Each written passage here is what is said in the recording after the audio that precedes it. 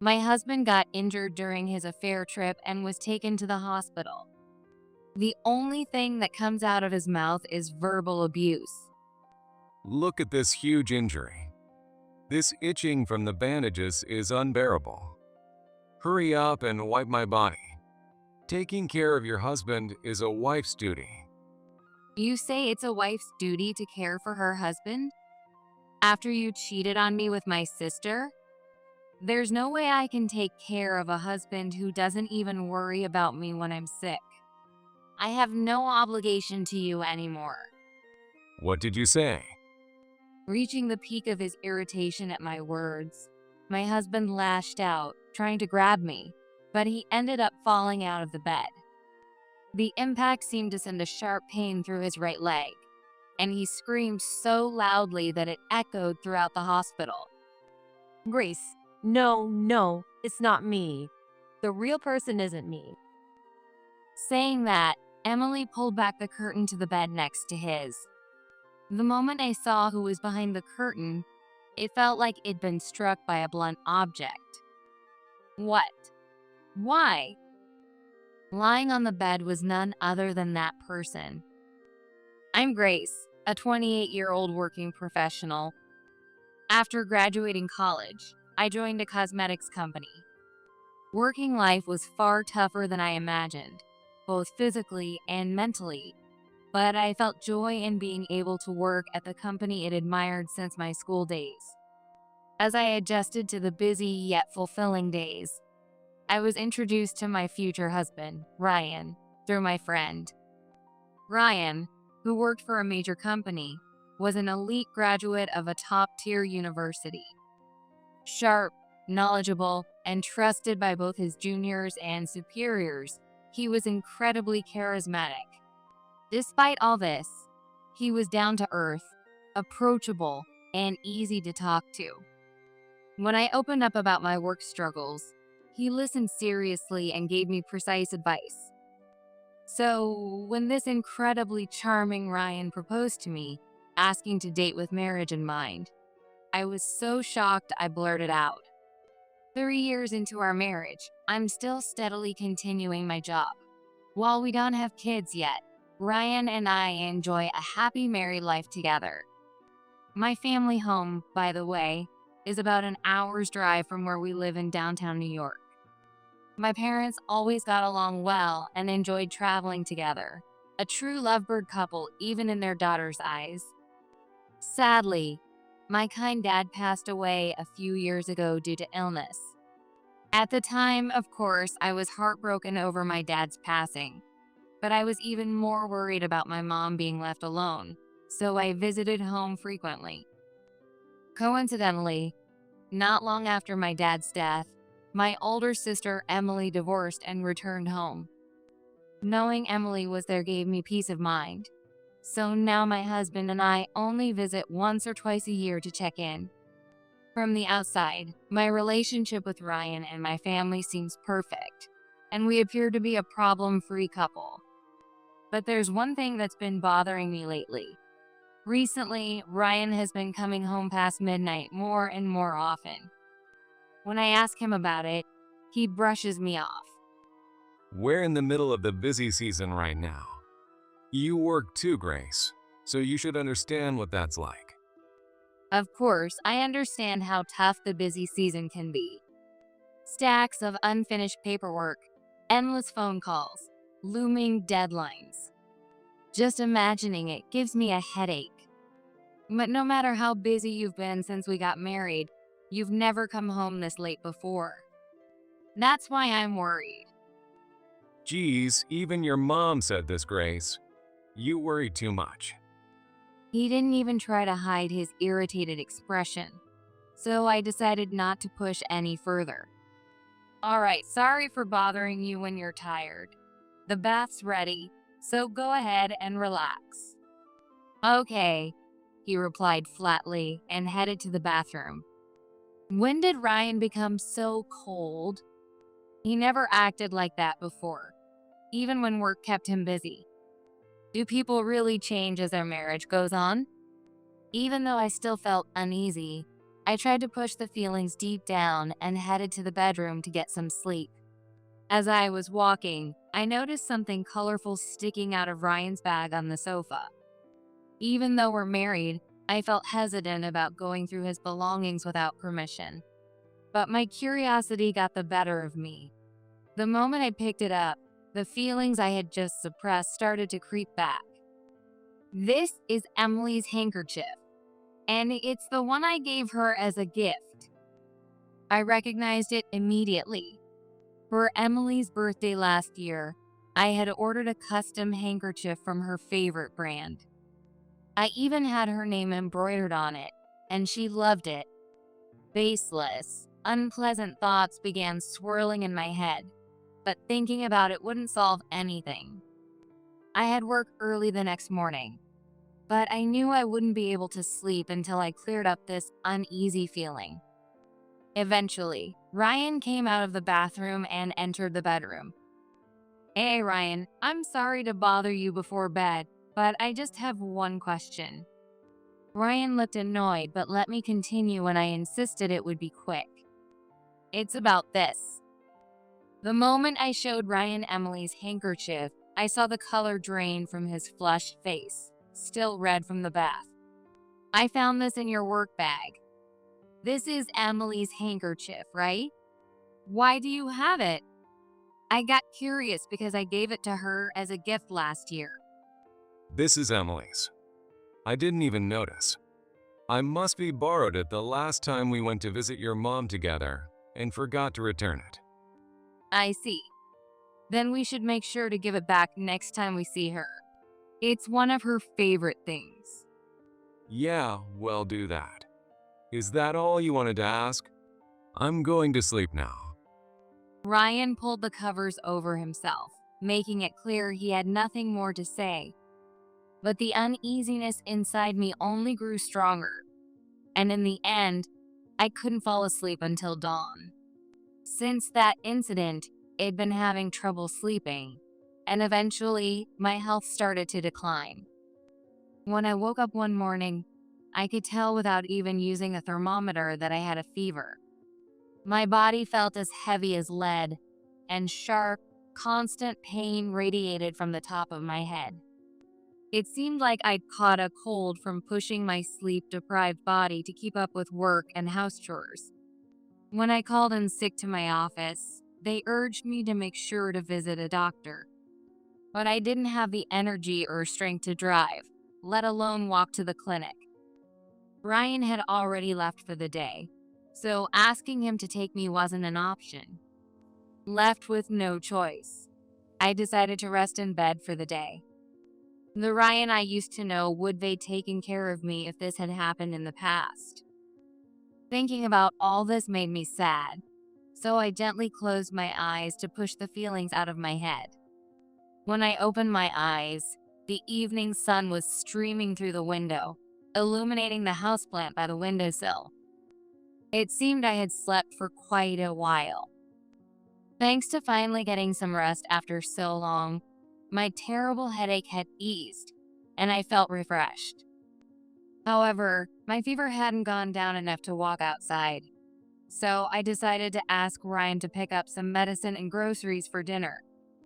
I felt a bit bad for bothering him since he seemed so busy, but I thought it would be okay to rely on him just this once while I wasn't feeling well, so I called him right away. "Hello, Ryan? It's me." Oh, Grace, I am still at work. What do you need? "Oh, Grace. I wanted to say, that's no way to talk to your wife. But I didn't have the energy to argue, so I bit my tongue. Sorry to bother you while you're busy. I've had a fever since this morning and took the day off work. It hasn't gone down yet, so I can't go shopping. Could you pick some things up on your way home?" A fever? Oh. Managing your health is part of being an adult, isn't it? Don't you think you're being a bit irresponsible? Anyway, I'm too busy today and can't come home, so go shopping yourself. If you keep relying on people like this, you'll get spoiled. All right, I've got to go. My boss is calling me. With that, Ryan hung up the phone abruptly, as if to say he didn't have a single second to spare for me. I stared blankly at the phone, listening to the disconnected tone, unable to move for a while. Why would he talk to me like that when I'm sick? No matter how busy he is at work, does he really not want to talk to me that much? When we first got married, he would always worry about me more than anyone else and take care of me when I wasn't feeling well. He would buy pudding and sports drinks from the pharmacy, call my mom to ask what meals she used to make for me when I was sick, and then cook them for me. Why has he gotten so cold? Ryan. Feeling like my fever was rising again, I drank some cold water from the fridge and crawled back under the covers, trying not to think about anything. Ryan didn't come home until late the next night. By then, I had completely recovered and was able to go to work that morning without any issues. Since I was still recovering, I wanted to go to bed early, but I had something I needed to talk to Ryan about, so I waited up for him. The show I wanted to watch had already ended, so I sat watching a boring infomercial when I heard the sound of the door opening. I quickly headed to the front door. Welcome back. Tough day at work? Yeah. Dinner is ready. Or take a shower first. Neither. I'm exhausted. Unlike you, I can't afford to take a day off. I thought, couldn't you at least worry about your wife's health a little? But after his attitude on the phone yesterday, I wasn't surprised, so it didn't bother me anymore. Sorry to bring this up as soon as you're home, but there's something I need to tell you. What is it? Make it quick. I want to sleep. Sure. So, when I went to work today, my boss asked if I could go on a business trip next week.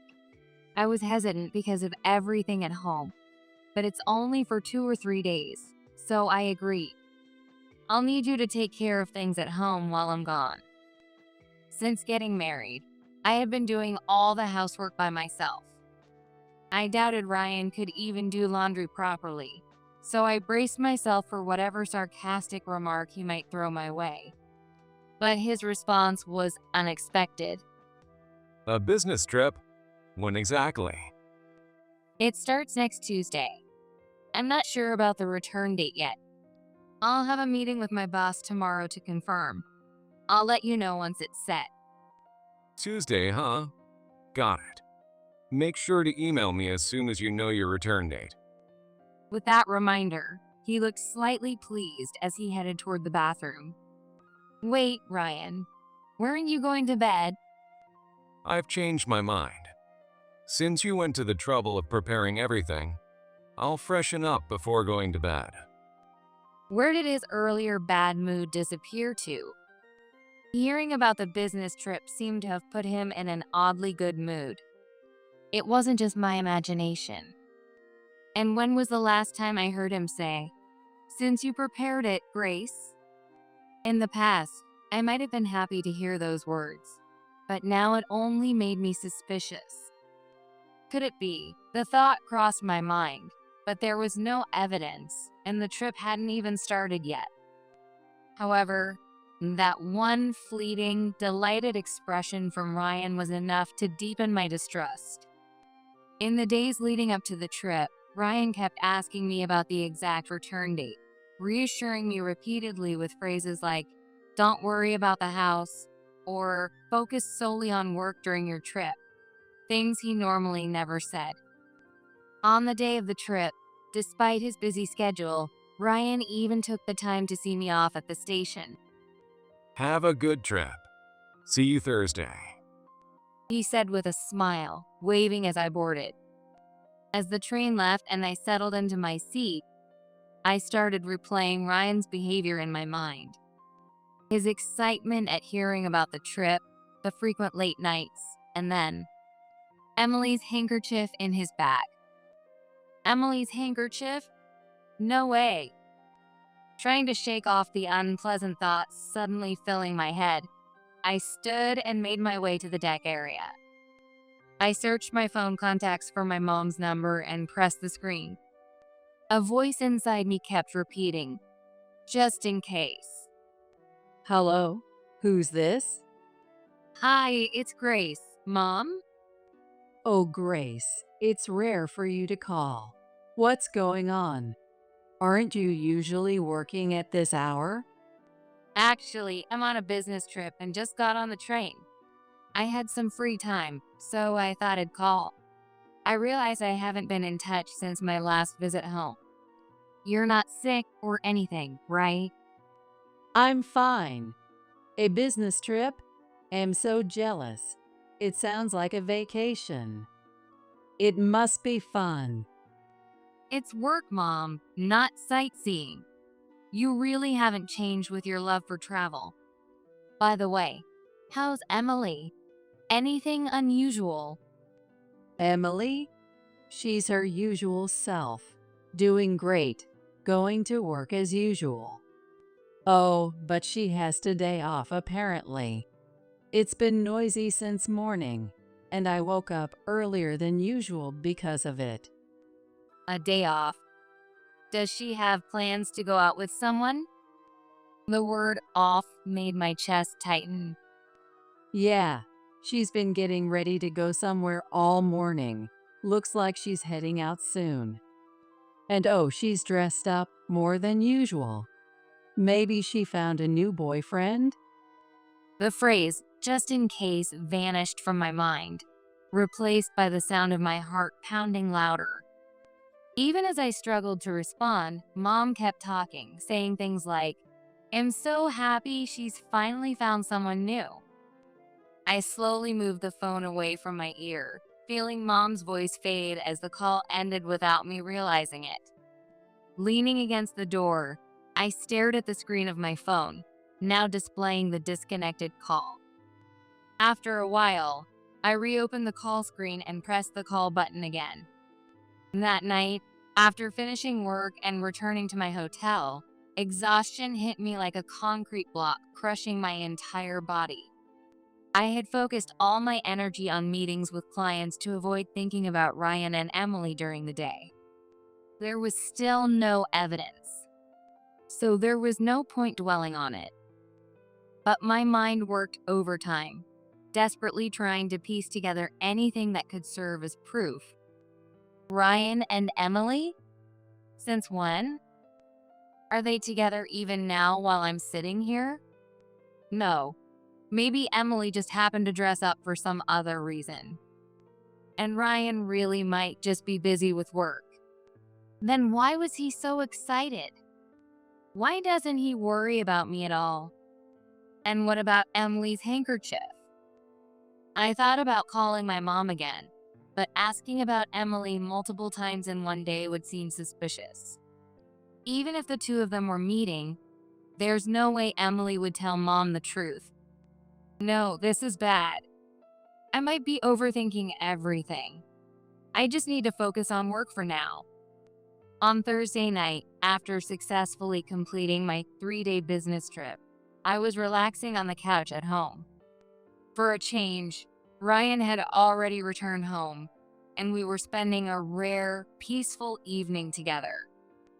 Was everything okay at home while I was gone? Yeah, no problems. 3 days felt shorter than I thought. Really? It felt super long to me. Also, I was relieved to see the house wasn't as messy as I expected. You must be eaten out though, right? Well, yeah. Mostly fast food. Turns out I managed the housework better than I thought, even without you. That's good to hear. Oh, by the way, I brought back a famous local snack as a souvenir. Want to have some together? Sure, he replied, so I quickly prepared tea and the snacks. It was rare for the two of us to sit and talk so calmly. I thought this might be a good opportunity to bring up Emily. By the way, what were you up to while I was on my trip? What else? Work, obviously.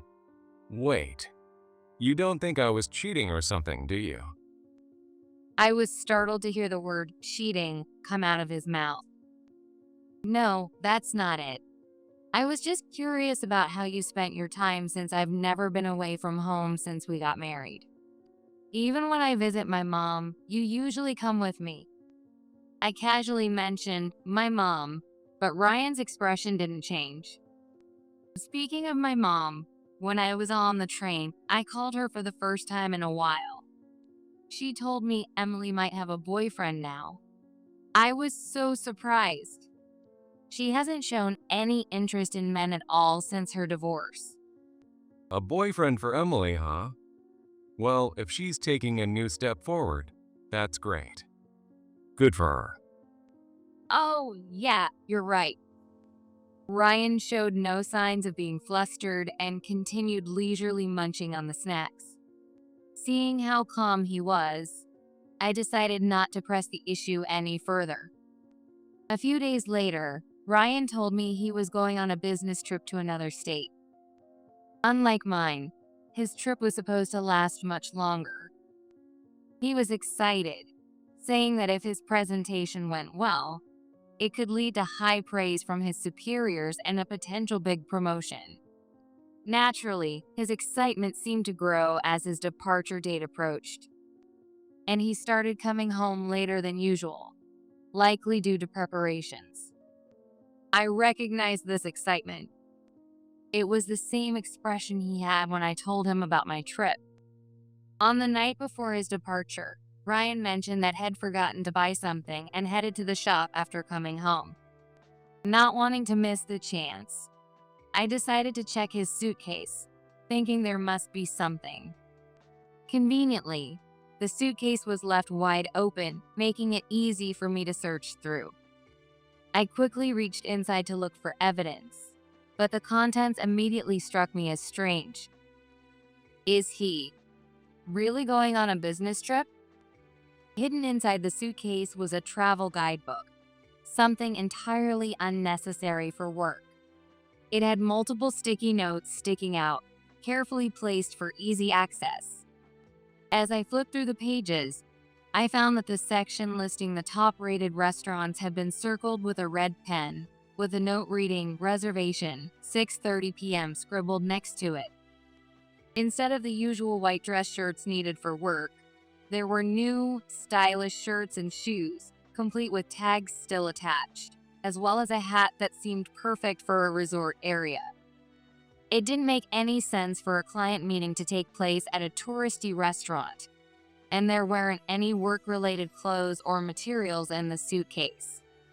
The work documents he had been so enthusiastic about creating weren't there, nor was the laptop he always used for work. It was as if he was preparing for his vacation with someone. I unconsciously bit my lip, tasting a faint hint of blood in my mouth. With trembling hands, I returned the guidebook to its original spot before Ryan came back, and I quietly left the bedroom. The next morning, Ryan left the house early. Perhaps to avoid suspicion, he was wearing his usual suit and dress shoes instead of the stylish clothes I'd seen in the suitcase the day before. As he walked out the door with his suitcase, confidently heading to his supposed business trip, I glared at his back through the slowly closing door. Clenching my fist tightly, I bottled up the dark feelings that had been festering in my heart. Once the door clicked shut, I immediately made a phone call. To my mom, of course. Since Ryan had left at this time, I figured Emily must have also left, and I wanted to confirm this with my mom. But no matter how long I waited, there was no answer. Maybe Mom's still asleep? Not wanting to disturb her if that was the case, I hung up for the time being. Although I was eager to uncover the truth about Ryan and Emily, I had work to do that day, so I decided to try calling again during my lunch break. With that, I shifted my focus back to getting ready for work. Little did I know, I was about to discover the truth about Ryan and Emily in an unexpected way. Later that morning, as I was preparing materials for an upcoming meeting, my personal phone rang. Hello? Hello, this is Harper Hospital. Am I speaking to Grace Thomas, the wife of Ryan Thomas? A hospital? Why was a hospital calling? And about Ryan, of all people? Yes, that's me. Has something happened to Ryan? We'll explain the details when you arrive at the hospital, but he's been injured, and we need you to come as soon as possible. According to the caller, Ryan had slipped while walking by the pool at the hotel, breaking a bone and being rushed to the local hospital. Apparently, his life wasn't in danger. I explained the situation to my boss and hurried to the hospital. On the way, I called Ryan's company. If this really was his business trip, they should have been informed about his hospitalization. Excuse me for interrupting. This is Grace Thomas, Ryan Thomas' wife. I need to confirm something regarding my husband's hospitalization during his business trip. Well, I'm not sure I understand. Ryan was hospitalized during his business trip. There must be some kind of mistake. What do you mean by mistake? Ryan submitted a vacation request to us. We didn't assign him any business trip, and he mentioned he'd be traveling with his wife.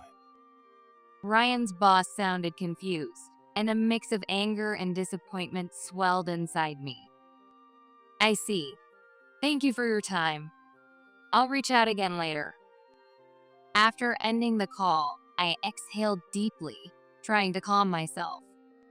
As I suspected, Ryan had lied about a business trip and gone on a vacation instead. And not only that, but he had told his company he was traveling with me and even submitted a vacation request to cover it. My anger was boiling inside me, but the fact remained that Ryan had broken his leg and was hospitalized. Driven by the faint remnants of my conscience, I hurried to the hospital, worrying about Ryan as I went. The hospital where Ryan was admitted was about 2 hours from the city center.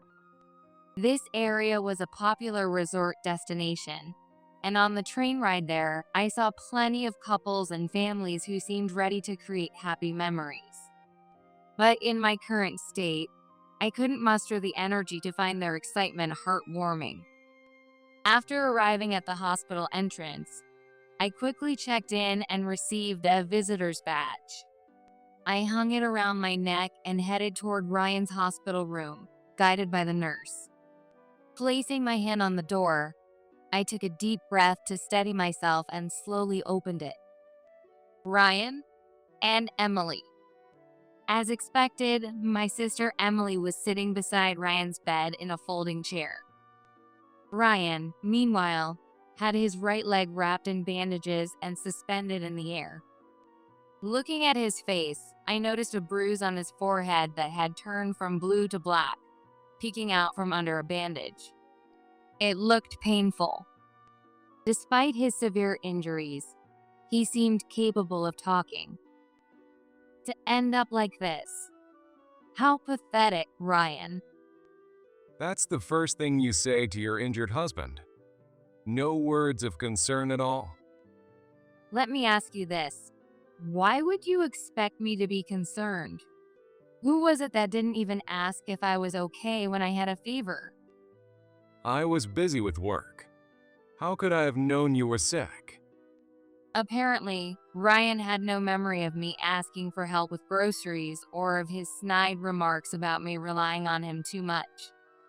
Now's not the time to bring that up, is it? Look at this huge injury. The bandages are making my whole body itch like crazy. Hurry up and wipe me down. Taking care of your husband is your duty as a wife, isn't it? Ryan was clearly frustrated. And understandably so. Breaking a leg and becoming immobile during his vacation with Emily wasn't something he had planned for. Absolutely not. I'm exhausted from working every day too.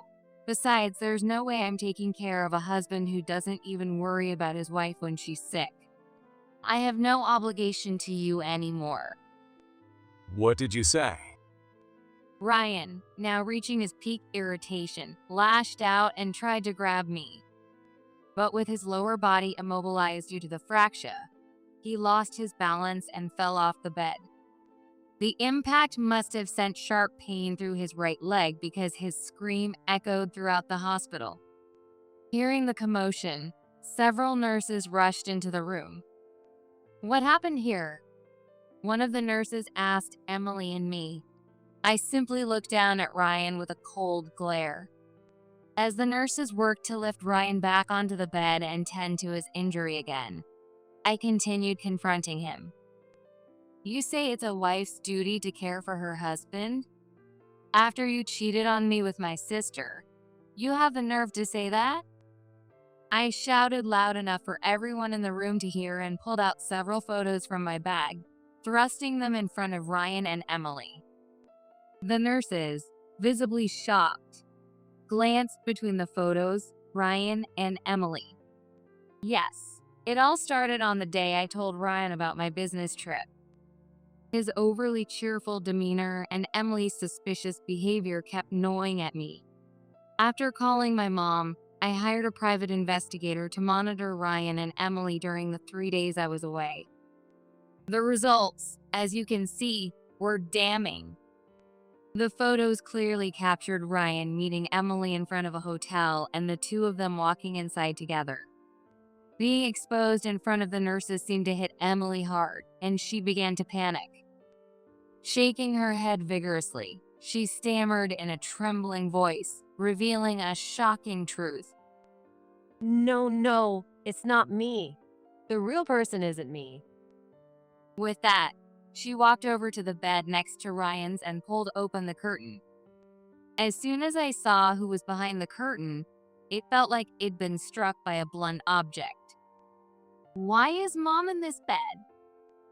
Lying on the bed was unmistakably my mom, Clara. She was in even worse condition than Ryan, with both of her legs suspended from the ceiling. What's going on? Why is Mom here? Grace, calm down and listen. I'll explain everything. Seeing how confused I was, Emily seemed to regain her composure and slowly began to explain. Ryan's affair partner isn't me. The real person he's been involved with is Mom. Hearing Emily's words, I felt the blood drain from my entire body. The shock was so overwhelming that I couldn't form any words. Ryan. And my mom? It wasn't me who went on a trip with Ryan. It was Mom. While they were walking by the pool, Ryan slipped and fell. Mom rushed to help him but ended up slipping badly herself. That's why they were both brought here. My own mom. Dating with my husband. I never thought I'd hear something so horrifying in my life. I couldn't believe it. We tried to make sure you wouldn't find out. But after Dad passed away, Mom fell into a deep depression. Even after I moved back home after my divorce, she would cry every day about how lonely she was. When you and Ryan came to visit, seeing how close you two were must be made her envious. Eventually, she couldn't resist anymore. Without me knowing, she exchanged contact information with Ryan behind your back. I don't want to hear any more excuses. So, you knew everything from the beginning, didn't you, Emily? A mom having an affair with her daughter's husband. It's beyond normal. Why didn't you tell me? Because once things got serious between Mom and Ryan, they begged me to help cover for them. They even asked me to make it look like I was the one having the affair in case you found out. I couldn't say no. You couldn't say no? Did you even consider how I would feel? I had just gotten divorced, and I sympathized with Mom more than I did with you. I felt sorry for her being alone, and after she started seeing Ryan, she stopped crying. It made things easier for me too. How selfish could these people be? I couldn't believe that such selfish, inconsiderate people were my family. And Ryan, whose sense of morality was so twisted that he didn't even flinch at having an affair with his wife's mother. My relationship with Ryan had been destroyed, and my feelings trampled on, all to ease my mom's loneliness. Emily had even orchestrated an elaborate cover-up to fool the private investigator, just in case they were caught. They no longer felt like family to me. Oh, and this. Emily said, pulling a voice recorder out of her pocket. I recorded this to prove I wasn't involved. When she pressed play, a recording of Ryan and Mom talking at the hotel played, followed by the two of them gleefully bad-mouthing me and venting their frustrations. It was undoubtedly their voices. Emily must have prepared this recording in case she was ever accused of being involved, to clear her name. Suddenly, Ryan, who had been silent until now, started shouting. That old hag forced herself on me. I told her no so many times, but every time I went to your house, she clung to me until I had no choice. Mom, now enraged, fired back. You're the one who said older woman was more attractive than your younger wife. Don't you dare lie. Stop acting so smug just because you're a little younger. They began arguing, each blaming the other. But at this point, I didn't care who initiated it. I'm leaving now. I've got work to do. This has nothing to do with me anymore. Good luck, Grace. Emily said coldly, standing up and grabbing her back. Wait, Emily. You're not innocent. You're just as guilty. What? I won't forgive Mom and Ryan for betraying me, and they'll pay for what they've done. But Emily, you knew about it and helped them cover it up. That makes you just as responsible. Get ready, because I'll be demanding compensation from you too. All three of you will regret betraying and deceiving me for the rest of your lives. A few days later, I had the private investigator dig deeper and discovered that on the same days Ryan used the hotel, Mom would visit him, timing her arrival to avoid being seen. At the same time, I proceeded with the divorce from Ryan. Using the voice recordings Emily had made as evidence, I successfully demanded a substantial amount in compensation from both Ryan and Mom. Later, I found out the reason for Emily's divorce. She had been unfaithful herself. In hindsight, it all made sense. She was capable of such behavior. Apparently, her ex-husband had demanded alimony, and she was struggling financially. Mom had offered to lend her money on the condition that Emily play the role of a decoy for their affair. Even now, years after their divorce, Emily still hasn't moved on. She's been trying to reconcile with her ex-husband, but he has firmly rejected her advances. Though he's technically my former brother-in-law, I can't help but feel sorry for him. I hope he finds someone better and has a much happier future. As for Ryan, his recovery from the injury was quicker than expected, and he was discharged shortly after the incident at the hospital. He had plenty of energy for yelling in the hospital room, so it's no surprise his physical condition improved quickly. Though he returned to work, his position at the company took a significant hit. Word about his affair with his mother-in-law spread throughout the office, leading to his demotion and transfer to a small branch in a remote area. Even there, the rumors followed him, and he now faces daily humiliation. Once admired and respected, Ryan is now a shadow of his former self, completely worn down. As much as people say rumors eventually fade, I hope this particular one about Ryan's scandal lingers forever. Mom is now wheelchair-bound, unable to use her legs, and lives under Ryan's care. Her days are filled with enduring both public shame and Ryan's frustration. Could there be a more fitting example of reaping what you sow? I've decided to sever ties with my family completely. From now on, I won't involve myself in their lives, nor will I check in on them. After my divorce, I focused on work and distanced myself from relationships and marriage for a while. Recently, however, I've grown close to the CEO of my business partner company, and we've decided to get married. This time, I believe I'll finally have a long-lasting, truly happy life.